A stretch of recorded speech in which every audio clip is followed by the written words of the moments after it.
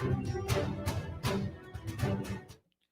ਸ਼੍ਰੀ ਅਕਾਲ, ਤੁਸੀਂ ਜੁੜੇ ਹੋਏ ਹੋ ਪੰਜਾਬੀ ਰੇਡੀਓ USA ਦੇ ਨਾਲ ਤੇ ਮੈਂ ਹਾਂ ਪ੍ਰਵੀਨ ਸ਼ਰਮਾ ਲੈ ਕੇ ਹਾਜ਼ਰ ਹਾਂ ਪ੍ਰੋਗਰਾਮ ਖਬਰ ਤੇ ਨਜ਼ਰ ਪ੍ਰੋਗਰਾਮ ਦੇ ਵਿੱਚ ਕਈ ਅਹਿਮ ਤੇ ਕਈ ਖਾਸ ਖਬਰਾਂ ਨੂੰ ਲੈ ਕੇ ਚਰਚਾ ਕਰਨ ਦੇ ਲਈ ਜੁੜ ਚੁੱਕੇ ਨੇ ਦੀਪਕ ਸ਼ਰਮਾ ਚਨਾਰਥਲ ਜੀ। ਸ਼ਰਮਾ ਜੀ, ਸਤਿ ਸ਼੍ਰੀ ਅਕਾਲ, ਸਵਾਗਤ ਹੈ ਜੀ ਪੰਜਾਬੀ ਰੇਡੀਓ USA ਤੇ। ਸਤਿ ਸ਼੍ਰੀ ਅਕਾਲ ਪ੍ਰਵੀਨ ਜੀ, ਸਾਰੇ ਦਰਸ਼ਕਾਂ ਨੂੰ ਸਰੋਤਿਆਂ ਨੂੰ ਮੇਰੀ ਪਿਆਰ ਭਰੀ ਸਤਿ ਸ਼੍ਰੀ ਅਕਾਲ ਜੀ। ਖਬਰ ਤੇ ਨਜ਼ਰ ਪ੍ਰੋਗਰਾਮ ਨੂੰ ਸਪਾਂਸਰ ਕਰਦੇ ਨੇ ਖਾਲਸਾ ਇੰਸ਼ੋਰੈਂਸ ਏਜੰਸੀ ਵਾਲੇ, ਜਿਨ੍ਹਾਂ ਤੋਂ ਤੁਸੀਂ ਹਰ ਤਰੀਕੇ ਦੀ ਇੰਸ਼ੋਰੈਂਸ ਲੈ ਸਕਦੇ ਹੋ। ਇੰਸ਼ੋਰੈਂਸ ਬਾਰੇ ਪਤਾ ਕਰਨ ਦੇ ਲਈ ਇਹਨਾਂ ਦਾ ਨੰਬਰ ਹੈ 408-272-2500।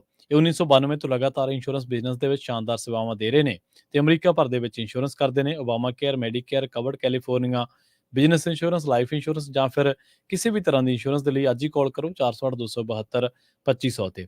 ਟਰਕੀਅਨ ਇਮੀਗ੍ਰੇਸ਼ਨ ਲਾ ਫਰਮ ਵਾਲੇ ਜੇ ਟਰਕੀਅਨ ਅਟਾਰਨੀ ਟਰਕੀਅਨ ਦੇ ਨਾਲ ਤੁਸੀਂ US ਇਮੀਗ੍ਰੇਸ਼ਨ ਬਾਬਤ ਕੋਈ ਵੀ ਸਲਾਹ ਕਰਨੀ ਹੈ, ਕੋਈ ਵੀ ਸਵਾਲ ਪੁੱਛਣਾ ਤੇ ਇਹਨਾਂ ਦਾ ਨੰਬਰ ਹੈ 4159090503। ਗੁਰਦੀਪ ਸਿੰਘ ਬਿਰਦੀ ਕਲੋਵੀ, ਸਤਨਾਮ ਸਿੰਘ ਸ਼ੇਰਗਿਲ ਸਿਲਮਾ, ਵਿਸਲਾ ਫੈਮਿਲੀ, ਕਾਬਲ ਸਿੰਘ ਫ੍ਰੈਜ਼ਨੋ, ਮਨਦੀਪ ਸਿੰਘ, ਸੰਦੀਪ ਕੌਰ ਸੈਨ ਹੋਜ਼ੇ, ਗੁਰਪਾਲ ਸਿੰਘ ਸੈਕਰਾਮੈਂਟੋ ਤੇ ਸਰਬਜੀਤ ਸਿੰਘ ਸ਼ੋਕਰ ਟਰਲਕ ਤੋਂ। ਇਹਨਾਂ ਸਾਰੇ ਹੀ ਸਪਾਂਸਰਸ ਦਾ ਬਹੁਤ-ਬਹੁਤ ਧੰਨਵਾਦ। ਤੇ ਜੇਕਰ ਤੁਸੀਂ ਵੀ ਪੰਜਾਬੀ ਰੇਡੀਓ USA ਦੇ ਇਹਨਾਂ ਪ੍ਰੋਗਰਾਮਾਂ ਨੂੰ ਸਪਾਂਸਰ ਕਰਨਾ ਚਾਹੁੰਦੇ ਹੋ ਤਾਂ ਸਟੂਡੀਓ ਦਾ ਨੰਬਰ ਹੈ 4082725500। ਅੱਜ ਦਾ ਇਹ ਖਬਰ ਤੇ ਨਜ਼ਰ ਪ੍ਰੋਗਰਾਮ ਸਾਲ 2024 ਦੀ 7 ਫਰਵਰੀ ਦਾ ਪ੍ਰੋਗਰਾਮ ਹੈ ਤੇ ਦਿਨ ਅੱਜ ਬੁੱਧਵਾਰ ਹੈ। ਸ਼ਰਮਾ ਜੀ, ਖਬਰਾਂ ਦੇ ਵੱਲ ਆਈਏ। ਸ਼ੁਰੂਆਤ ਕਰੀਏ ਕਿਸਾਨ ਅੰਦੋਲਨ ਤੋਂ ਜਾਂ ਉਸ ਦੇ ਡਰ ਤੋਂ। ਕਹਿੰਦੇ ਹਰਿਆਣਾ ਪੁਲਿਸ ਨੇ ਹੁਣ ਰਿਹਰਸਲ ਸ਼ੁਰੂ ਕਰ ਦਿੱਤੀ ਹੈ ਜੀ, ਜਿਵੇਂ ਕਿਸਾਨ ਜਥੇਬੰਦੀਆਂ ਨੇ ਪਿਛਲੇ ਦਿਨੀ ਐਲਾਨ ਕੀਤੇ ਨੇ ਜੀ। ਬਿਲਕੁਲ ਪ੍ਰਵੀਨ ਜੀ, ਪੰਜਾਬ ਦੇ ਵਿੱਚੋਂ ਕਿਸਾਨ ਜਥੇਬੰਦੀਆਂ ਵੱਲੋਂ ਜਿਹੜਾ ਐਸਕੇਐਮ ਗੈਰ ਰਾਜਨੀਤਿਕ ਜਥੇਬੰਦੀਆਂ ਜਿਹੜੀਆਂ ਇਸ ਨਾਂ ਦੇ ਹੇਠ ਥੱਲੇ ਇਕੱਠੀਆਂ ਨੇ, ਜਿਨ੍ਹਾਂ 'ਚ ਡੱਲੇਵਾਲ ਹੋਰੀ ਮੁੱਖ ਤੌਰ ਤੇ ਉਹਦੀ ਅਗਵਾਈ ਕਰਦੇ ਨੇ, ਜਾਂ ਦੂਸਰੇ ਪਾਸੇ ਪੰਨੂ ਪੰਧੇਰ ਹੋਰੀਆਂ ਦੀ ਜਥੇਬੰਦੀਆਂ ਨੇ ਉਹ ਨਾਲ ਨੇ। ਉਹਨਾਂ ਵੱਲੋਂ ਜਿਸ ਤਰ੍ਹਾਂ ਇਹ ਐਲਾਨ ਕੀਤਾ ਹੋਇਆ, ਪਹਿਲਾਂ 16 ਫਰਵਰੀ ਸੀ, ਫਿਰ 13 ਕਰ ਲਈ, 16 ਨੂੰ ਦੂਸਰੇ ਪਾਸੇ ਕੁਝ ਬਾਕੀ ਜਥੇਬੰਦੀਆਂ ਨੇ ਭਾਰਤ ਬੰਦ ਦਾ ਐਲਾਨ ਵੀ ਕੀਤਾ ਹੋਇਆ 16 ਨੂੰ। ਇੱਧਰ ਪੰਜਾਬ ਦੇ ਵਿੱਚ ਜਿਸ ਤਰ੍ਹਾਂ ਅਗਰਾਹਾਂ ਜਥੇਬੰਦੀ ਵੱਲੋਂ 3 ਦਿਨਾਂ ਤੋਂ ਲਗਾਤਾਰ ਧਰਨੇ ਜਾਰੀ ਨੇ ਪੰਜਾਬ ਦੇ ਸਾਰੇ DC ਦਫ਼ਤਰਾਂ ਮੂਹਰੇ। ਸੋ ਉਹ ਸਭ ਦੇ ਦਰਮਿਆਨ 13 ਤਰੀਕ ਨੂੰ ਦਿੱਲੀ ਕੂਚ ਦਾ ਐਲਾਨ ਹੈ। ਜਿਹੜੀ ਡੱਲੇਵਾਲ ਹੋਰੀ ਔਰ ਪੰਨੂ ਪੰਧੇਰ ਹੋਰਾਂ ਵਾਲੀ ਜਥੇਬੰਦੀਆਂ ਨੇ, ਜਿਹੜੀਆਂ ਕਹਿੰਦੀਆਂ ਅਸੀਂ ਗੈਰ ਰਾਜਨੀਤਿਕ ਕਿਸਾਨ ਜਥੇਬੰਦੀਆਂ, ਠੀਕ ਹੈ ਜੀ। ਸੋ ਉਹਨਾਂ ਵੱਲੋਂ 13 ਤਰੀਕ ਦੇ ਐਲਾਨ ਦੇ ਹਵਾਲੇ ਨਾਲ ਪੰਜਾਬ ਸਰਕਾਰ ਨੇ ਵੀ, ਹਰਿਆਣਾ ਸਰਕਾਰ ਨੇ ਵੀ, ਦਿੱਲੀ ਦੇ ਵਿੱਚੋਂ ਕੇਂਦਰ ਨੇ ਵੀ ਆਪਣੇ ਪੱਧਰ ਤੇ ਪੰਜਾਬ ਤੇ ਹਰਿਆਣਾ ਚੋਂ ਸੂਬੂ ਲੈਣ ਦੀਆਂ ਕੋਸ਼ਿਸ਼ਾਂ ਕੀਤੀਆਂ ਕਿ ਕਿਹੋ ਜਿਹੀ ਸਥਿਤੀ ਹੈ। ਤੇ ਜਦੋਂ ਇਹ ਜਾਣਕਾਰੀ ਨਿਕਲ ਕੇ ਆ ਰਹੀ ਹੈ ਕਿ ਪੰਜਾਬ ਦੇ ਵਿੱਚ ਕਈ ਸ਼ਹਿਰਾਂ 'ਚ, ਕਈ ਪਿੰਡਾਂ 'ਚ, ਕਈ ਖੇਤਰਾਂ 'ਚ ਟਰੈਕਟਰ ਤਿਆਰ ਹੋ ਰਹੇ ਨੇ, ਉਸੇ ਤਰ੍ਹਾਂ ਫਿਰ ਤੰਬੂ ਲੱਗ ਰਹੇ ਨੇ, ਉਸੇ ਤਰ੍ਹਾਂ ਉਹਨਾਂ 'ਚ ਰਾਸ਼ਨ ਪੱਤਾ ਤਿਆਰ ਕੀਤਾ ਜਾ ਰਿਹਾ। ਇਹ ਚੰਗੀ ਖਾਸੀ ਗਿਣਤੀ, ਕਿਉਂਕਿ ਡੱਲੇਵਾਲ ਹੋਰਾਂ ਕੋਲ ਵੀ ਹੁਣ ਚੰਗੇ ਮਤਲਬ ਸਾਥੀ ਹੈਗੇ ਨੇ ਨਾਲ, ਜਿਹੜੇ ਉਹਨਾਂ ਨਾਲ ਜੁੜੇ ਵੀ ਨੇ, ਅੰਦੋਲਨ ਦੇ ਦੌਰਾਨ ਵੀ ਉਹਨਾਂ ਦੀ ਗਿਣਤੀ ਵੀ ਵਧੀ ਵੀ ਹੈ ਨਾ। ਸੋ ਇਸ ਲਈ ਤੇ ਉਹ ਸਾਰੀ ਤਿਆਰੀ ਦੀਆਂ ਜਦੋਂ ਖਬਰਾਂ ਹਰਿਆਣੇ ਚੋਂ ਹੋ ਕੇ ਕੇਂਦਰ ਸਰਕਾਰ ਤੱਕ ਪਹੁੰਚੀਆਂ, ਤਾਂ ਫਿਰ ਕਹਿੰਦੇ ਕੇਂਦਰ ਤੋਂ ਤਾਰਾਂ ਖੱਟਰ ਸਾਹਿਬ ਦੀਆਂ ਖੜਕੀਆਂ। ਤੇ ਉਹ ਤੋਂ ਬਾਅਦ ਹਰਿਆਣਾ ਪੁਲਿਸ ਦੁਬਾਰਾ ਤਿਆਰੀ ਕਰ ਰਹੀ ਹੈ, ਕਿਉਂਕਿ ਕੇਂਦਰ ਨਹੀਂ ਚਾਹੁੰਦਾ ਕਿ ਚੋਣਾਂ ਤੋਂ ਪਹਿਲਾਂ 2024 ਦੀਆਂ ਚੋਣਾਂ ਤੋਂ ਪਹਿਲਾਂ ਅੰਦੋਲਨ ਇੱਕ ਦਿੱਲੀ ਦੇ ਵਿੱਚ ਨਵਾਂ ਆ ਕੇ ਲੱਗੇ।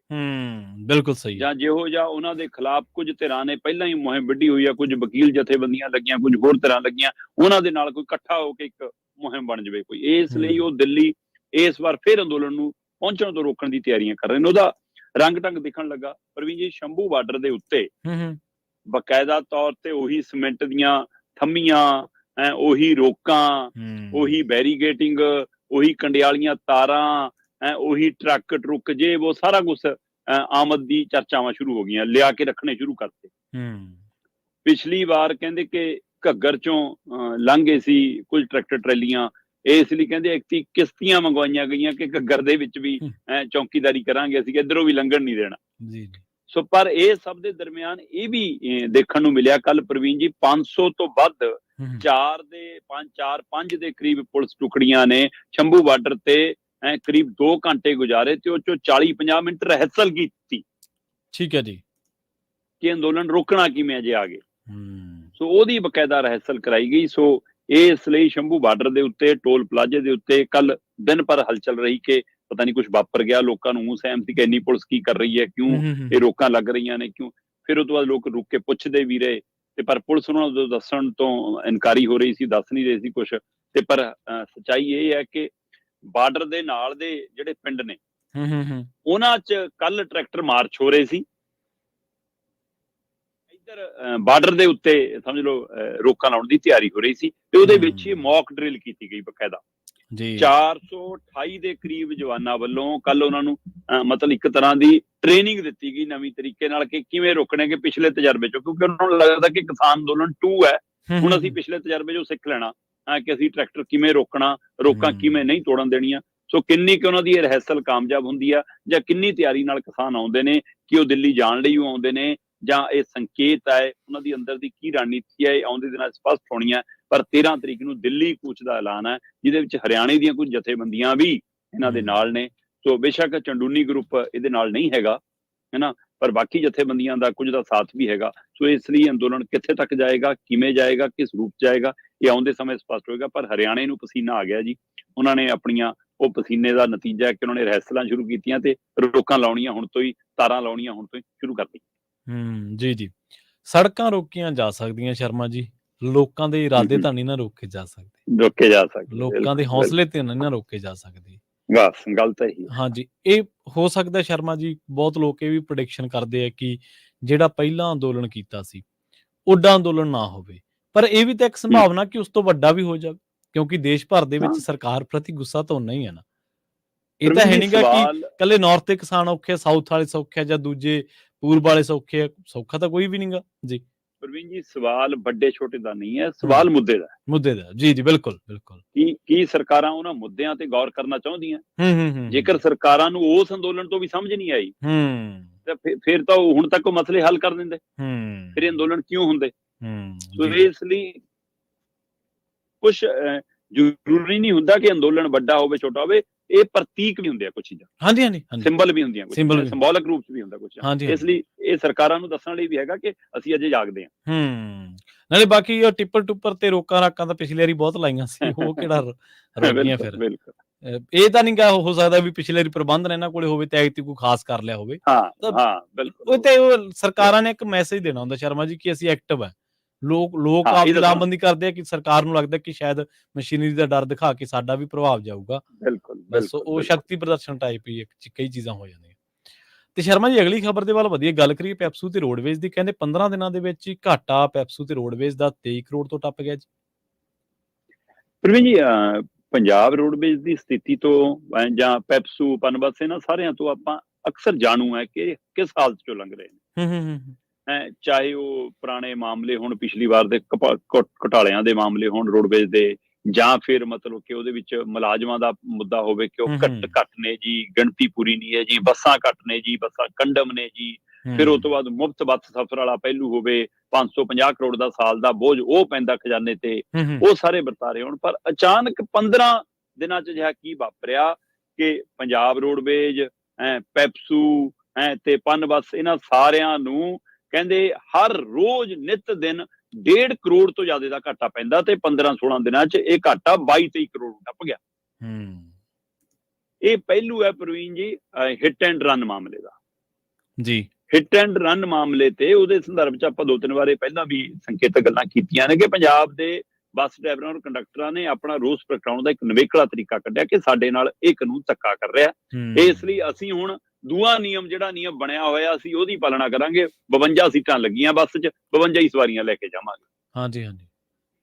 ਤੇ ਇਸ ਹਵਾਲੇ ਨਾਲ ਜਦੋਂ ਉਹਨਾਂ ਨੇ ਇਹ ਤਰੀਕਾ ਅਪਣਾਇਆ ਤਾਂ ਉਹਦੇ ਨਾਲ ਆਮ ਲੋਕ ਮੁਸ਼ਕਲ 'ਚ ਆ ਗਏ। ਹਮੇਸ਼ਾ ਲੋਕਾਂ ਨੂੰ ਆਉਂਦੀ ਹੈ ਨਾ। ਬਿਲਕੁਲ। ਜਾਣ ਵਾਲੇ ਵਿਦਿਆਰਥੀ, ਕੱਲ ਜਾਣ ਵਾਲੇ ਵਿਦਿਆਰਥੀ, ਆਪਣੇ ਕੰਮਕਾਰ ਤੇ ਜਾਣ ਵਾਲੇ ਲੋਕ, ਹਸਪਤਾਲ ਜਾਣ ਵਾਲੇ ਲੋਕ, ਕੱਚੇ ਪੱਕੇ, ਜਿਹਨੇ ਵੀ ਜਿਹੜੇ ਵੀ ਰੂਪ 'ਚ ਕਿਸੇ ਕੰਮ ਲਈ ਨਿਕਲਣਾ, ਉਹ ਸਾਰੇ ਸਮਾਂ ਹੱਦ, ਕਿਉਂਕਿ ਬੱਸ ਜਦੋਂ ਅੱਡੇ ਚੋਂ ਨਿਕਲਦੀ ਆ ਤਾਂ ਭਰ ਗਈ, ਫਿਰ ਲੋਕਲ ਅੱਡਿਆਂ ਤੇ ਅਗਲਾ ਕਹਿੰਦਾ ਬਈ ਸੀਟ ਨਹੀਂ ਗਈ। ਸੀਟ ਇੱਕ ਹੈ ਵੀ ਪਰਿਵਾਰ ਦੇ ਮੈਂਬਰ 2 ਹੁੰਦੇ ਨੇ, ਅਗਲਾ ਇਕੱਲਾ ਕਿਵੇਂ ਚੜਾ ਦੇਵੇ। ਸੋ ਇਹ ਵਰਤਾਰੇ ਜਦੋਂ ਵਾਪਰਨ ਲੱਗੇ ਤਾਂ ਸ਼ੁਰੂ ਦੇ ਵਿੱਚ 2-4 ਦਿਨ ਤੱਕ ਖਿੱਚੋਤਾਣ ਵੀ ਹੋਈ, ਡਰਾਈਵਰ ਕੰਡਕਟਰਾਂ ਦੀ ਸਵਾਰੀਆਂ ਨਾਲ ਲੜਾਈ ਚੜਾਈ ਵੀ ਹੋਈ। ਪਰ ਉਹਨਾਂ ਨੇ ਕਿਹਾ ਕਿ ਅਸੀਂ ਤੁਹਾਡੇ ਲਈ ਨਹੀਂ ਕੁਝ ਕਰ ਰਹੇ, ਅਸੀਂ ਤਾਂ ਇਸ ਪਹਿਲੂ ਲਈ ਕਰ ਰਹੇ ਕਿ ਹਰੇਕ ਡਰਾਈਵਰ ਦੇ ਖਿਲਾਫ ਹੈ ਕਾਨੂੰਨ, ਤੇ ਇਹ ਸਾਡਾ ਰੋਸਾ ਪ੍ਰਗਟਾਉਣ ਦਾ ਨਿਵੇਕਲਾ ਤਰੀਕਾ, ਔਰ ਇਹ ਤਰੀਕਾ ਜਾਇਜ਼ ਵੀ ਹੈ। ਪਰ ਸਵਾਲ ਇਹ ਹੈ ਕਿ ਉਹਦੇ ਬਾਵਜੂਦ ਵੀ ਸਰਕਾਰ ਨੇ ਇਸ ਗੱਲ ਤੇ ਗੌਰ ਕਿਉਂ ਨਹੀਂ ਕੀਤਾ? ਸਰਕਾਰ ਨੇ ਲੋਕਾਂ ਦੇ ਮਸਲਾ ਹੱਲ ਕਰਨ ਲਈ ਹੁਣ ਤੱਕ ਕਿਉਂ ਨਹੀਂ ਕੀਤਾ? ਹੁਣ ਮੀਟਿੰਗ ਕਰ ਰਹੇ ਨੇ ਜੀ ਮੁੱਖ ਮੰਤਰੀ ਸਾਹਿਬ। ਠੀਕ ਹੈ, ਮੀਟਿੰਗ ਡਰਾਈਵਰਾਂ ਕੰਡਕਟਰਾਂ ਨਾਲ ਕਰਕੇ ਵੀ ਕੀ ਇਸ ਮਸਲੇ ਦਾ ਹੱਲ ਨਿਕਲੇਗਾ? ਹਿੱਟ ਐਂਡ ਰਨ ਕਾਨੂੰਨ ਤਾਂ ਦਿੱਲੀ ਕੇਂਦਰ ਦੇ ਨਾਲ ਬਣਾਇਆ ਹੋਇਆ। ਬਿਲਕੁਲ। ਉੱਥੇ ਲਈ ਤੁਸੀਂ ਕੀ ਚਾਰਜੋਈ ਕੀਤੀ ਹੈ ਤੇ ਕੀ ਕਰੋਗੇ? ਜਾਂ ਤਾਂ ਇਹ ਹੁੰਦਾ ਕਿ ਪਹਿਲਾਂ ਉਹ ਚਾਰਜੋਈ ਕਰਦੇ ਫਿਰ ਇਹਨਾਂ ਨੂੰ ਆ ਕੇ ਸੁਨੇਹਾ ਦਿੰਦੇ, ਜਾਂ ਜੇ ਤੁਹਾਨੂੰ ਸਿਰਫ ਸਵਾਰੀਆਂ ਦੇ ਬਾਰੇ ਨਾਲ ਫਿਕਰ ਸੀ ਤਾਂ 16 ਦਿਨਾਂ ਤੋਂ ਸੁੱਤੇ ਕਿਉਂ ਪਏ ਹੋ ਪਿਛਲੇ? ਅਸਲ ਦੇ ਵਿੱਚ ਕੀ ਹੈ ਪ੍ਰਵੀਨ ਜੀ, ਕਿ ਸਥਿਤੀ ਇਹ ਆ ਕਿ ਅੱਜ ਦੀ ਤਰੀਕ 'ਚ ਹਰ ਰੋਜ਼ ਪੰਜਾਬ ਪੈਪਸੂ ਤੇ ਆਪਣਾ ਪਨ ਬੱਸ ਨੂੰ ਕਹਿੰਦੇ 1.5 ਕਰੋੜ ਦਾ ਘਾਟਾ ਪੈਂਦਾ। ਠੀਕ ਹੈ ਜੀ। ਇਸ ਚੱਕਰ 'ਚ ਕਿਉਂਕਿ 52 ਸਵਾਰੀਆਂ ਤੋਂ ਬਾਅਦ ਚੜਾਉਂਦੇ ਨਹੀਂਗੇ, ਖੜ ਕੇ ਸਵਾਰੀਆਂ ਜਾਂਦੀਆਂ ਨਹੀਂ ਤੇ ਉਹ ਉਨੀਆਂ ਟਿਕਟਾਂ ਘਟ ਗਈਆਂ ਨਾ ਹੁਣ ਰੋਜ਼। ਆਪਾਂ ਇੱਕ ਦਿਨ ਗੱਲ ਕਰ ਰਹੇ ਸੀ ਕਿ ਮੁਨਾਫਾ ਘਟਿਆ। ਹਾਂਜੀ ਹਾਂਜੀ ਹਾਂਜੀ। ਦੂਸਰੇ ਪਾਸੇ ਡਰਾਈਵਰ ਕੰਡਕਟਰ ਕਹਿੰਦੇ ਕਿ ਅੱਜ ਦੀ ਤਰੀਕ 'ਚ ਸਾਡੇ ਕੋਲ ਪੰਜਾਬ 'ਚ ਕੁੱਲ 3000 ਬੱਸਾਂ ਨੇ। 3000 ਬੱਸਾਂ ਚੋਂ 400 ਤੋਂ ਵੱਧ ਬੱਸ ਤਾਂ ਉਹ ਹੈ ਜਿਹੜੀ 15 ਸਾਲ ਬਤਾ ਗਈ ਤੇ ਐਨ ਕੰਡਮ ਹੋਈ ਖੜੀ ਹੈ ਹੁਣ। ਦਫ਼ਤਰਾਂ ਦੀ, ਰੋਡਵੇਜ਼ ਦੇ ਡਿਪੂਆਂ ਦੀ ਸ਼ਾਨ ਵਧਾ ਰਹੀ ਹੈ ਕਹਿੰਦੇ। ਤੇ ਜਦੋਂ ਕਿ ਅੱਜ ਦੀ ਤਰੀਕ 'ਚ ਜਿਸ ਹਿਸਾਬ ਨਾਲ ਸਵਾਰੀ ਚੜ੍ਹਦੀ ਹੈ ਜਾਂ ਸਫ਼ਰ ਦੀਆਂ ਸਹੂਲਤਾਂ ਮੁਫਤ ਵਾਲੀਆਂ ਨੇ, ਜੇ ਕਹਿੰਦੇ 10,000 ਘੱਟੋ ਘੱਟ ਸਰਕਾਰੀ ਬੱਸ ਚਾਹੀਦੀ ਹੈ ਪੰਜਾਬ 'ਚ। 3000 ਤੇ 10,000 ਜੀ। ਇਹ ਸਰਕਾਰ ਨੂੰ ਵੀ 2 ਸਾਲ ਹੋ ਗਏ ਨੇ, ਆ ਕੇ ਦੱਸੋ ਕਿੰਨੀਆਂ ਕੁ ਨਵੀਆਂ ਬੱਸਾਂ ਪਾਈਆਂ ਅਜੇ ਤੱਕ। ਫਿਰ ਦੂਸਰੇ ਪਾਸੇ ਆ ਜਾਓ, 2004 ਤੋਂ 2007 ਤੋਂ ਪੈਪਸੂ 'ਚ ਇੱਕ ਵੀ ਨਵੀਂ ਭਰਤੀ ਨਹੀਂ। 2004 ਤੋਂ ਹੁਣ ਅੱਜ ਦੀ ਤਰੀਕ 'ਚ 8000 ਕੱਚਾ ਮੁਲਾਜ਼ਮ ਹੈ। ਠੀਕ ਹੈ ਜੀ। ਪੈਪਸੂ 'ਚ ਜਿਨ੍ਹਾਂ ਚੋਂ 2000 ਠੇਕੇ ਤੇ ਤੇ 6000 ਆਊਟਸੋਰਸਿੰਗ ਰਾਹੀਂ ਹੈ। ਠੀਕ ਹੈ। ਉਹਨਾਂ ਦਾ ਵੀ ਸ਼ੋਸ਼ਣ ਹੈ ਨਾ। ਫਿਰ ਪਹਿਲਿਆਂ ਨੇ ਜੇ ਕੀਤਾ ਸੀ, ਤੁਸੀਂ ਤਾਂ ਪੱਕੇ ਕਰਨ ਦੇ ਵਾਅਦੇ ਨਾਲ ਆਏ ਸੀ। ਵੋਟਾਂ ਲਈਆਂ ਨੇ ਤੁਸੀਂ ਇਸੇ ਵਾਅਦੇ ਨਾਲ, ਕੀ ਸੁਣਵਾਈ ਕੀਤੀ? ਸੋ ਇਸ ਲਈ ਇਹ ਪਹਿਲੂ ਬਹੁਤ ਅਹਿਮ ਹੈ ਜੀ ਕਿ ਅੱਜ ਦੀ ਤਰੀਕ ਦੇ ਵਿੱਚ ਨਾ ਬੱਸਾਂ ਸਾਡੇ ਕੋਲੋਂ ਪੂਰੀਆਂ ਹੋ ਰਹੀਆਂ ਨੇ, ਨਾ ਸਾਡੇ ਕੋਲੋਂ ਲੋਕਾਂ ਦੀ ਸਹੂਲਤਾਂ ਲਈ ਕੁਝ ਹੋ ਰਿਹਾ, ਨਾ ਅਸੀਂ ਕੱਚੇ ਡਰਾਈਵਰ ਕੰਡਕਟਰਾਂ ਦੀ ਸੁਣਵਾਈ ਕਰ ਪਾ ਰਹੇ ਹਾਂ। ਸੋ ਇਸ ਲਈ ਉਹ ਕਹਿੰਦੇ ਕਿ ਸਾਡੀ ਮੰਗ ਜਾਇਜ਼ ਆ ਜੀ, ਅਸੀਂ ਆਪਣੇ ਤਰੀਕੇ ਨਾਲ ਆਪਣੀ ਡਿਊਟੀ ਵੀ ਪੂਰੀ ਕਰ ਰਹੇ ਹਾਂ, ਇਮਾਨਦਾਰੀ ਨਾਲ ਕਰ ਰਹੇ ਹਾਂ। 52 ਬੰਦੇ ਪੂਰੇ ਬਿਠਾ ਕੇ ਲੈ ਕੇ ਜਾਂਦੇ ਆ। ਸਵਾਰੀ ਨੂੰ ਹੱਕ ਵੀ ਬਣਦਾ, ਕਹਿੰਦੇ ਜਿਹਨੇ ਟਿਕਟ ਲਈ ਆ ਉਹਨੂੰ ਸੀਟ ਤਾਂ ਮਿਲੇ। ਤੇ ਪਰ ਜਿਹੜੀ ਜਾ ਹੀ ਨਹੀਂ ਪਾਉਂਦੀ ਆਪਣੀ ਮੰਜ਼ਿਲ ਤੇ, ਹੁਣ ਉਹਦਾ ਹੱਲ ਸਰਕਾਰ ਨੇ ਬੇਸ਼ੱਕ ਇਸ ਪਹਿਲੂ ਤੇ ਹੁਣ ਦੇਖਣ ਵਾਲੀ ਗੱਲ ਹੈ ਕਿ ਹਾਂ ਸਰਕਾਰ ਇਸ ਮੀਟਿੰਗ ਚੋਂ ਕੀ ਭਰੋਸਾ ਦਿੰਦੀ ਹੈ ਜਾਂ ਇਹ ਤੋਂ ਬਾਅਦ ਮਸਲਾ ਹੱਲ ਹੁੰਦਾ। ਜਦੋਂ ਇਹ ਤਰੀਕ ਤੈਅ ਹੋਈ ਸੀ ਪ੍ਰਵੀਨ ਜੀ ਮੀਟਿੰਗ ਦੀ ਮੁੱਖ ਮੰਤਰੀ ਨਾਲ, ਉਸ ਤੋਂ ਬਾਅਦ ਡਰਾਈਵਰਾਂ ਕੰਡਕਟਰਾਂ ਨੇ ਇਹ ਵੀ ਤੈਅ ਕੀਤਾ ਸੀਗਾ ਅਸੀਂ ਠੀਕ ਹੈ 6 ਤੋਂ 8 ਸਵਾਰੀਆਂ ਖੜਾ ਕੇ ਲੈ ਜਾ ਕਰਾਂਗੇ, ਇਹ ਤੋਂ ਵੱਧ ਨਹੀਂ। ਤੇ ਹੁਣ ਇਹ ਮੀਟਿੰਗ ਤੋਂ ਬਾਅਦ ਕੀ ਉਵੇਂ ਹੀ ਜਿੰਨੀਆਂ ਮਰਜ਼ੀ ਚੜ੍ਹ ਲਓ ਉਹ ਫੈਸਲਾ ਹੋਊਗਾ, ਜਾਂ ਇਹ ਹੋਊਗਾ ਕਿ ਹਾਂ ਹੁਣ 52 ਹੀ ਕਰਾਂਗੇ, 6 ਤੋਂ 8 ਵੀ ਨਹੀਂ ਲੈ ਕੇ ਜਾਣੀਆਂ। ਪਰ ਇਹ ਸਾਰਿਆਂ ਦੇ ਵਿਚਾਲੇ ਪੰਜਾਬ ਰੋਡਵੇਜ਼, ਪੈਪਸੂ ਤੇ ਪਨਬੰਸ ਦੀ ਜੋ ਸਥਿਤੀ ਆ ਜਾਂ ਜੋ ਘਾਟਾ ਹੈ, ਉਹਦੇ ਨਾਲ ਸੂਬੇ ਦਾ ਵਿੱਤੀ ਘਾਟਾ ਕਿਵੇਂ ਵੱਧ ਰਿਹਾ ਇਹਦਾ ਅੰਦਾਜ਼ਾ ਲਾ ਲਓ। ਪ੍ਰਾਈਵੇਟ ਟਰਾਂਸਪੋਰਟਰਾਂ ਦੀਆਂ ਮੌਜਾਂ, ਪ੍ਰਾਈਵੇਟ ਟਰਾਂਸਪੋਰਟਰਾਂ ਦੀਆਂ, ਟੈਕਸੀਆਂ ਵਾਲਿਆਂ ਦੀਆਂ, ਉਸ ਰੋਡ ਤੇ ਜਾਣ ਵਾਲੇ ਆਮ ਜਿਹੜੇ ਕਾਰਾਂ ਵਾਲੇ ਨੇ, ਉਹਨਾਂ ਨੇ ਕਈਆਂ ਨੇ ਹਿਸਾਬ ਕਿਤਾਬ ਸ਼ੁਰੂ ਕਰ ਲਏ। ਹਾਂਜੀ ਹਾਂਜੀ, ਬਹੁਤ ਕੁਝ ਚੱਲ ਰਿਹਾ। ਹਾਂਜੀ ਹਾਂਜੀ, ਬਿਲਕੁਲ ਬਿਲਕੁਲ। ਉਹ ਤਾਂ ਐ ਸ਼ਰਮਾ ਜੀ, ਜਿਹੜਾ ਬੰਦਾ ਅਕਸਰ ਘਰੇ ਵੇਲੇ ਪਹੁੰਚਦਾ, ਉਹਨੂੰ ਇਹ ਬੱਸ ਤੇ 50 ਲੱਗਦਾ, ਅਗਲਾ ਕਹਿੰਦਾ 100 ਦੇ ਕੇ ਕੇਰਾਂ ਘਰੇ ਪਹੁੰਚਦੇ ਹੋ। ਸੋ ਰਾਹ ਤਾਂ ਫਿਰ ਜਦੋਂ ਲੋਡ ਕਾਰਡ ਦੀ ਮਾਂ ਸਿਆਣੇ ਐਵੇਂ ਤਾਂ ਨਹੀਂ ਕਹਿੰਦੇ, ਜਦੋਂ ਵਿਪਤਾ ਪੈਂਦੀ ਹੈ ਫਿਰ ਉਦੋਂ ਕਾਰਡ ਵੀ ਕੋਈ ਨਾ ਕੋਈ ਨਿਕਲ ਜਾਂਦੀ ਹੈ, ਨਿਕਲ ਜਾਂਦਾ। ਹਾਂਜੀ, ਬਾਕੀ ਇੰਨਾ ਜ਼ਰੂਰ ਹੈ ਕਿ ਜਿਹੜੇ, ਕਿਉਂਕਿ ਸ਼ਰਮਾ ਜੀ ਆਪਾਂ ਦੇਹਾਤ ਤੋਂ ਆਉਣੇ ਆ, ਸਾਡੇ ਪਿੰਡਾਂ ਦੇ ਜਾਂ ਸਾਡੇ ਇਲਾਕੇ ਦੇ ਲੋਕਾਂ ਨੂੰ ਜੇ ਚੰਡੀਗੜ੍ਹ ਚੱਲਣਾ ਤਾਂ 4:30 ਵਜੇ ਅਖੀਰਲੀ ਬੱਸ ਚੱਲਦੀ ਹੈ। 4 ਵਜੇ ਉੱਥੋਂ, ਉਸ ਤੋਂ ਬਾਅਦ ਤਾਂ ਟੁੱਟਵਾਂ ਜਿਹਾ ਰੂਟ ਹੈ ਤੇ ਉਹ 6-7 ਘੰਟੇ ਦਾ ਸਫ਼ਰ ਹੈ। ਕਿਤੇ ਨੂੰ ਵੀ ਹੁਸ਼ਿਆਰਪੁਰ ਨੂੰ ਜਾਣਾ, ਗੁਰਦਾਸਪੁਰ ਨੂੰ ਜਾਣਾ, ਇੰਨਾ ਹੀ ਸਮਾਂ ਕਿੱਧਰਲੇ ਪਾਸੇ ਨੂੰ ਜਾਣਾ, ਜਿਹੜਾ ਇੱਕ ਪਾਸੇ ਨੂੰ, ਉੱਥੇ ਜ਼ਰੂਰ ਬਹੁਤ ਵੱਡੀ ਦਿੱਕਤ ਹੈ। ਕਿਉਂਕਿ ਤੁਸੀਂ ਇਹਨਾਂ 200-250 ਕਿਲੋਮੀਟਰ ਦੂਰ ਕਿਵੇਂ ਕੋਈ ਕਰ ਲੂਗਾ? 50-60 ਕਿਲੋਮੀਟਰ 'ਚ ਤਾਂ ਚਲੋ ਬੰਦਾ ਮੈਨੇਜ ਕਰ ਲੈਂਦਾ। ਅਗਲੀ ਖਬਰ ਦੇ ਵੱਲ ਵਧ ਗਏ। ਇੱਕ ਅਹਿਮ ਬੜਾ ਮਸਲਾ ਹੈ ਸ਼ਰਮਾ ਜੀ, ਕਈ ਦਹਾਕਿਆਂ ਤੋਂ ਪੰਜਾਬ ਦਾ, ਝੂਠੇ ਪੁਲਿਸ ਮੁਕਾਬਲੇ। ਕਹਿੰਦੇ ਹੁਣ ਝੂਠੇ ਪੁਲਿਸ ਮੁਕਾਬਲੇ ਤੇ ਅਣਪਛਾਤੀਆਂ ਲਾਸ਼ਾਂ ਦਾ ਜਿਹੜਾ ਮਾਮਲਾ ਹੈ, ਇਸ ਮਾਮਲੇ ਦੇ ਵਿੱਚ ਸ਼ਰਮਾ ਜੀ ਕੇਂਦਰ, ਪੰਜਾਬ ਤੇ CBI ਨੂੰ ਤਲਬ ਕੀਤਾ ਗਿਆ ਜੀ। ਬਿਲਕੁਲ ਪ੍ਰਵੀਨ ਜੀ, ਇਸ ਮਾਮਲੇ ਦੇ ਉੱਤੇ ਪਟੀਸ਼ਨ ਜਿਹੜੀਆਂ ਕੁਝ ਵੱਖਰੀਆਂ ਸੀਗੀਆਂ ਜਾਂ ਇੱਕ ਨਵੀਂ ਪਟੀਸ਼ਨ ਸੀਗੀਆਂ, ਉਹਨਾਂ ਸਾਰੀਆਂ ਪਟੀਸ਼ਨਾਂ ਨੂੰ ਮਿਲਾ ਕੇ ਜਦੋਂ ਸਾਂਝੇ ਰੂਪ 'ਚ ਦੇਖਿਆ ਗਿਆ ਤਾਂ ਇਹ ਗੱਲ ਫੇਰ ਉੱਭਰ ਕੇ ਆਈ ਕਿ ਉਹ ਮਸਲੇ ਕਿੱਥੇ ਗਏ ਜਿਨ੍ਹਾਂ ਦੀ ਜਾਂਚ CBI ਨੇ ਕਰਨੀ ਸੀ। ਸੁਪਰੀਮ ਕੋਰਟ ਦੀ ਹਦਾਇਤ ਸੀ ਕਿ ਭਾਈ ਸਾਨੂੰ ਹਿਸਾਬ ਕਿਤਾਬ ਦਿਓ ਕਿ ਪੰਜਾਬ ਦੇ ਵਿੱਚ ਉਸ ਖਾੜਕੂਵਾਦ ਦੇ ਦੌਰ ਦੇ ਦੌਰਾਨ ਖਾਕੀ ਵਰਦੀ ਵੱਲੋਂ ਜਾਂ ਉਹਨਾਂ ਦੇ ਤੰਤਰ ਵੱਲੋਂ ਜਿਵੇਂ ਝੂਠੇ ਪੁਲਿਸ ਮੁਕਾਬਲੇ ਹੋਏ ਜਾਂ ਮੁੰਡੇ ਲਾਪਤਾ ਹੋਏ ਤੇ ਅਣਪਛਾਤੀਆਂ ਲਾਸ਼ਾਂ ਕਿਵੇਂ ਹੋ ਗਈਆਂ, ਲਾਸ਼ਾਂ ਦਾ ਕੋਈ ਬਾਲੀ ਵਾਰਸ ਕਿਉਂ ਨਹੀਂ ਸੀ। ਪਿੰਡ ਦੇ ਵਿੱਚ ਬੱਸੋਂ 100 ਬੰਦਿਆਂ ਦੀ ਆ ਤੇ ਸ਼ਮਸ਼ਾਨ ਘਾਟ 'ਚ ਲਾਸ਼ਾਂ 300 ਫੁੱਕ ਰਹੀਆਂ, ਇਹ ਕਿਵੇਂ ਹੋਇਆ? ਸੋ ਇਹ ਸਾਰੇ ਹਵਾਲਿਆਂ ਦੇ ਲਈ ਬਕਾਇਦਾ ਤੌਰ ਤੇ ਹੁਣ ਹਾਈ ਕੋਰਟ ਨੇ ਪੰਜਾਬ ਸਰਕਾਰ ਨੂੰ, ਹੂੰ CBI ਨੂੰ ਤੇ ਹੂੰ ਕੇਂਦਰ ਸਰਕਾਰ ਨੂੰ ਤਲਬ ਕਰ ਲਿਆ ਫਿਰ। ਜੀ ਮਸਲਾ ਜੇਕਰ ਤੁਸੀਂ ਖਾਲੜਾ ਹੋਰਾਂ ਦੇ ਵੀ ਹਵਾਲੇ ਨਾਲ ਸਮਝੋ ਹੂੰ ਤਾਂ ਖਾਲੜਾ ਹੋਰਾਂ ਦਾ ਹਵਾਲਾ ਕਹਿੰਦਾ ਹੈ, ਜਸਵੰਤ ਸਿੰਘ ਖਾਲੜਾ ਹੋਰਾਂ ਦਾ, ਉਹ ਕਹਿੰਦੇ ਕਿ ਅੰਮ੍ਰਿਤਸਰ, ਤਰਨਤਾਰਨ ਤੇ ਮਜੀਠਾ ਦੇ 3 ਸ਼ਮਸ਼ਾਨ ਘਾਟਾਂ 'ਚ ਉਸ ਦੌਰਾਨ 2000 ਤੋਂ ਜ਼ਿਆਦਾ ਅਣਪਛਾਤੀਆਂ ਲਾਸ਼ਾਂ ਦੇ ਸੰਸਕਾਰ ਦੇ ਅੰਕੜੇ ਪਏ ਨੇ। ਉਹ ਤੱਥ ਸਾਹਮਣੇ ਲਿਆਏ। ਉਸ ਤੋਂ ਬਾਅਦ ਉਹਨਾਂ ਦਾ ਆਪਣਾ ਕਤਲ ਦੇ ਦੋਸ਼ ਵੀ ਇਸੇ ਖਾਕੀ ਤੇ ਲੱਗ ਰਹੇ ਨੇ। ਸੋ ਉਸ ਮਾਮਲੇ 'ਚ ਵੀ ਇਹ ਘਿਰ ਚੁੱਕੇ ਨੇ। ਸੋ ਇਸ ਪਹਿਲੂ ਨੇ ਮਤਲਬ ਦੁਬਾਰਾ ਇਹ ਸਾਰਾ ਕੁਝ ਉਭਾਰ ਕੇ ਲਿਆਂਦਾ। 1984 ਤੋਂ ਲੈ ਕੇ 1995 ਤੱਕ ਲਗਭਗ ਇਹ 10-11 ਸਾਲ ਦੇ ਪੀਰੀਅਡ ਦੇ ਦੌਰਾਨ 6733 ਕਾਨੂੰਨੀ ਦਾਹ ਸੰਸਕਾਰ ਦਾ ਰਿਕਾਰਡ ਹੈ। ਔਰ ਇਹ ਰਿਕਾਰਡ ਹੈ, ਜਦੋਂ ਕਿ ਤੋਂ ਬਿਨਾਂ ਕਿੰਨਾ ਕੁਝ ਹੋਊਗਾ ਜਿਹੜਾ ਰਿਕਾਰਡ 'ਚ ਨਹੀਂ ਚੜਿਆ। ਬਿਲਕੁਲ ਸਹੀ ਹੈ। 10 ਸਾਲਾਂ 'ਚ 7000 ਦੇ ਕਰੀਬ ਅਣਪਛਾਤੀਆਂ ਲਾਸ਼ਾਂ। ਇੰਨੀ ਟੈਕਨੋਲੋਜੀ ਅਸੀਂ ਹਾਸਲ ਕਰ ਲਈ ਤੇ ਅਸੀਂ 2024 ਚ ਆ ਗਏ, ਅਜੇ ਤੱਕ ਅਸੀਂ ਇਹੀ ਨਹੀਂ ਪਤਾ ਕਰ ਸਕੇ ਕੌਣ ਸੀ, ਕਿਹਦੇ ਵਾਰਸ ਸੀ, ਕਿਉਂ ਮਾਰੇ, ਕਿਹਨੇ ਖਪਾਏ, ਕਿਉਂ ਖਪਾਏ, ਕਿੰਨੇ ਪੀਤੀਆਂ ਲਵਾ ਗਏ, ਕਿੰਨੇ ਸਟਾਰ ਲਵਾ ਗਏ। ਅਸੀਂ ਉਹਦੇ ਤੱਕ ਅਜੇ ਪਹੁੰਚੇ ਨਹੀਂ ਗਏ। ਸੋ ਇਸ ਪਹਿਲੂ ਨੂੰ ਧਿਆਨ ਚ ਰੱਖਦਿਆਂ ਬਕਾਇਦਾ ਤੌਰ ਤੇ ਇਸ ਮਸਲੇ ਤੇ ਸੁਪਰੀਮ ਕੋਰਟ ਨੇ ਉਸ ਸਮੇਂ CBI ਨੂੰ ਹਦਾਇਤ ਕੀਤੀ ਸੀ ਜੀ ਤੇ CBI ਨੇ ਇਸ ਮਸਲੇ ਤੇ 1996 ਚ ਸੁਪਰੀਮ ਕੋਰਟ 'ਚ ਇੱਕ ਰਿਪੋਰਟ ਪੇਸ਼ ਕੀਤੀ ਸੀ, ਜਿਹੜੀ ਰਿਪੋਰਟ 'ਚ ਉਹਨਾਂ ਨੇ ਦਾਅਵਾ ਕੀਤਾ ਸੀ ਕਿ 1984 ਤੋਂ ਲੈ ਕੇ 1994 ਦਰਮਿਆਨ ਤਰਨਤਾਰਨ ਤੇ ਅੰਮ੍ਰਿਤਸਰ ਦੇ ਸ਼ਮਸ਼ਾਨ ਘਾਟ 'ਚ 984 ਲੋਕਾਂ ਦੇ ਕਹਿੰਦੇ ਜੀ ਦਾਹ ਸੰਸਕਾਰ ਹੋਣੇ ਜਿਹੜੇ ਅਣਪਛਾਤੇ। ਮਤਲਬ 1000 ਦੇ ਗੇੜ 'ਚ ਉਹਨਾਂ ਨੇ CBI ਨੇ ਆਪਣੀ ਰਿਪੋਰਟ 'ਚ ਮੰਨਿਆ ਜੀ। ਔਰ ਦੋ ਸ਼ਮਸ਼ਾਨ ਘਾਟਾਂ ਦੇ ਹਵਾਲੇ ਨਾਲ, ਅੰਮ੍ਰਿਤਸਰ ਤੇ ਤਰਨਤਾਰਨ ਦੇ ਹਵਾਲੇ ਨਾਲ। ਜਦੋਂ ਕਿ ਖਾਲੜਾ ਹੋਰਾਂ ਦੀ ਰਿਪੋਰਟ ਕਹਿੰਦੀ ਹੈ ਕਿ ਇਹਦੇ ਵਿੱਚ ਅੰਮ੍ਰਿਤਸਰ ਵੀ ਹੈ, ਤਰਨਤਾਰਨ ਵੀ ਹੈ ਤੇ ਮਜੀਠਾ ਵੀ ਹੈ ਤੇ 2000 ਤੋਂ ਵੱਧ ਲਾਸ਼ਾਂ ਨੇ। ਉਹ ਅੱਛਾ। ਕੁੱਲ ਮਾਮਲਾ ਜਿਹੜਾ ਹੁਣ ਵਿਵਾਦ ਦੇ ਵਿੱਚ ਉਹ ਇਹਨਾਂ 10 ਸਾਲਾਂ 'ਚ 6733 ਲਾਸ਼ਾਂ ਦੇ ਮਾਮਲੇ 'ਚ ਹੈ। ਸੋ ਇਸ ਨੂੰ ਲੈ ਕੇ ਨਵੇਂ ਸਿਰੇ ਤੋਂ ਮਤਲਬ ਕਿ ਉਹ ਕਹਿੰਦੇ ਕਿ ਚਾਹੇ ਸਿੱਟ ਬਣਾਓ ਜੀ, ਚਾਹੇ ਕਿਸੇ ਰਿਟਾਇਰਡ ਹਾਈ ਕੋਰਟ ਦੇ, ਸੁਪਰੀਮ ਕੋਰਟ ਦੇ ਕਿਸੇ ਜੱਜ ਤੋਂ ਜਾਂਚ ਕਰਾਓ। ਇਸ ਨੂੰ ਲੈ ਕੇ ਦੁਬਾਰਾ ਮਤਲਬ ਕਿ ਇਹ ਮਾਮਲਾ ਹਾਈ ਕੋਰਟ ਜਦੋਂ ਹੋਇਆ ਤੇ ਹਾਈ ਕੋਰਟ ਨੇ ਹੁਣ ਇਸ ਪਹਿਲੂ ਨੂੰ ਗੌਰ ਕਰਦਿਆਂ ਹੋਇਆਂ CBI ਨੂੰ ਵੀ, ਪੰਜਾਬ ਸਰਕਾਰ ਨੂੰ ਵੀ ਤੇ ਕੇਂਦਰ ਨੂੰ ਤਲਬ ਕੀਤਾ ਕਿ ਦੱਸੋ ਇਹ ਪਹਿਲੂ ਖੜਾ ਕਿੱਥੇ ਹੈ। ਜੀ। ਤੇ ਸ਼ਰਮਾ ਜੀ, ਗੱਲ ਕਰੀਏ ਆਪਾਂ ਪੰਜਾਬ ਨੂੰ ਕਹਿੰਦੇ 6 ਮਹੀਨਿਆਂ ਦੇ ਵਿੱਚ ਨਸ਼ਾ ਮੁਕਤ ਕਰਾਂਗੇ, ਮਾਨ ਸਾਹਿਬ ਦੇ ਬਿਆਨ ਦੀ। ਬਿਲਕੁਲ, ਮੁੱਖ ਮੰਤਰੀ ਹੋਰਾਂ ਨਾਲ ਇੱਕ ਖਾਸ ਇੰਟਰਵਿਊ ਸਾਹਮਣੇ ਆਈ ਹੈ ਇੱਕ ਮੀਡੀਆ ਅਦਾਰੇ ਦੀ। ਉਸ ਇੰਟਰਵਿਊ ਦੇ ਵਿੱਚ ਉਹਨਾਂ ਨੇ ਮਤਲਬ ਕਿ ਇਹ ਦਮ ਭਰੇ ਨੇ ਕਿ ਪੰਜਾਬ ਦੇ ਵਿੱਚ ਹੁਣ ਤਸਕਰ ਫੜੇ ਜਾਣ ਲੱਗੇ ਨੇ, ਲੋਕ ਤਸਕਰਾਂ ਦੀ ਸ਼ਿਕਾਇਤ ਕਰਨ ਲੱਗੇ ਨੇ ਜੀ, ਹੈ ਨਾ। ਬਾਰਡਰ ਦੇ ਉੱਤੇ BSF ਤੇ ਪੰਜਾਬ ਪੁਲਿਸ ਮਿਲ ਕੇ ਬੜਾ ਵਧੀਆ ਕੰਮ ਕਰ ਰਹੀ ਹੈ। ਅਸੀਂ ਨਵੀਂ ਡਰੋਨ ਨੀਤੀ ਲਿਆ ਰਹੇ ਹਾਂ। ਹੁਣ ਡਰੋਨ ਮਤਲਬ ਕਿ ਫੜੇ ਜਾਇਆ ਕਰਨਗੇ। ਉਹ ਕਹਿੰਦੇ ਕਿ 7-8 ਮਹੀਨਿਆਂ 'ਚ 2000 ਤੋਂ ਵੱਧ ਡਰੋਨ ਅਸੀਂ ਫੜ ਚੁੱਕੇ ਹਾਂ ਕਹਿੰਦੇ, ਹੈ ਨਾ। ਤੇ ਬੜੇ ਡਰੋਨ ਆ ਰਹੇ ਨੇ, ਉਹਦੇ ਰਾਹੀਂ ਨਸ਼ਾ ਆਉਂਦਾ।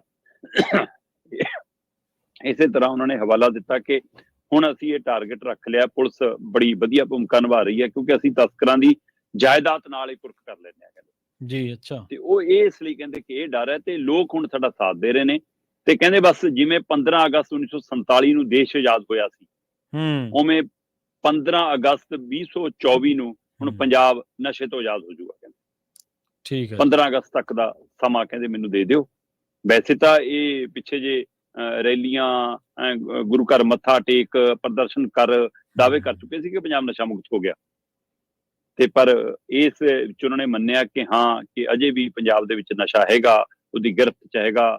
ਜਿਹੜੇ ਇਕੱਲੇ ਮਾਪੇ ਰਹਿ ਗਏ ਹੈ ਨਾ, ਬਜ਼ੁਰਗ ਰਹਿ ਗਏ, ਉਹਨਾਂ ਦੇ ਬੱਚੇ ਇਸ ਦੁਨੀਆ ਤੋਂ ਨਸ਼ੇ ਨੇ ਖਾ ਲਏ, ਉਹਨਾਂ ਦੇ ਲਈ ਅਸੀਂ ਬਕਾਇਦਾ ਮੈਡੀਕਲ ਕੈਂਪ, ਸਿਹਤ ਸੰਭਾਲ ਕੈਂਪ, ਸਾਡਾ ਮਾਣ, ਸਾਡੇ ਬਜ਼ੁਰਗ, ਇਹੋ ਜਿਹੀਆਂ ਯੋਜਨਾਵਾਂ ਮਾਨ ਸਾਹਿਬ ਕਹਿੰਦੇ ਅਸੀਂ ਚਲਾ ਰਹੇ ਹਾਂ, ਅਸੀਂ ਉਹਨਾਂ ਦੀ ਵੀ ਸੰਭਾਲ ਕਰਾਂਗੇ।